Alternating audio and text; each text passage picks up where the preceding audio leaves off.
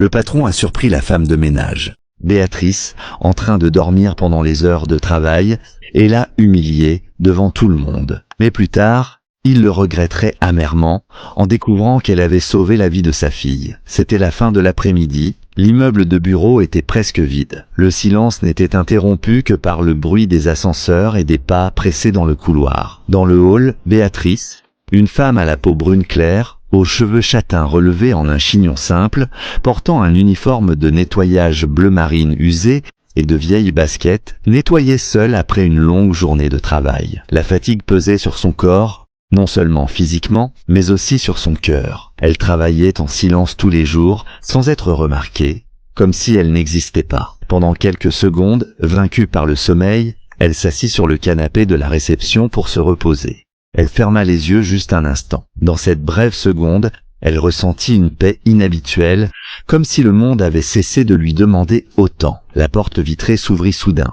Monsieur Almeida entra, un grand entrepreneur blanc, aux cheveux soigneusement coiffés, en costume sombre sur mesure, chaussures brillantes et regard toujours arrogant. En voyant Béatrice assise, il fronça les sourcils et avança d'un pas ferme. « Mais qu'est-ce que c'est que cette mascarade ?»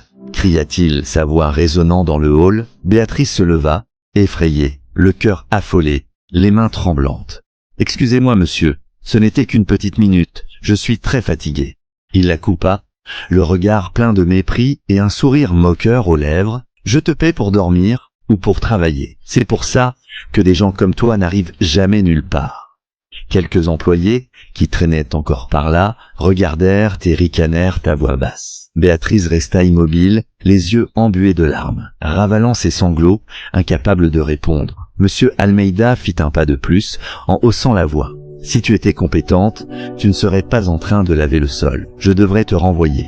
Si tu penses que personne ne mérite d'être humilié, parce qu'il est fatigué, et que tout acte d'arrogance mérite une leçon, écris respect en commentaire et prépare-toi pour le retournement de l'histoire. » Béatrice baissa la tête. C'était une humiliation après l'autre. La douleur d'être traitée comme si elle était invisible pesait plus lourd que la fatigue en elle. Une partie d'elle criait « Je ne mérite pas ça ». Mais aucun son ne sortait de sa bouche. Ce que monsieur Almeida ne savait pas, c'est que, quelques heures plus tôt, Béatrice avait sauvé la vie de sa fille cadette, empêchant une tragédie. Et cette vérité était sur le point de tout mettre sens dessus-dessous. Écris « Justice » en commentaire pour la deuxième partie et regarde le moment où l'arrogance se transforme en repentir.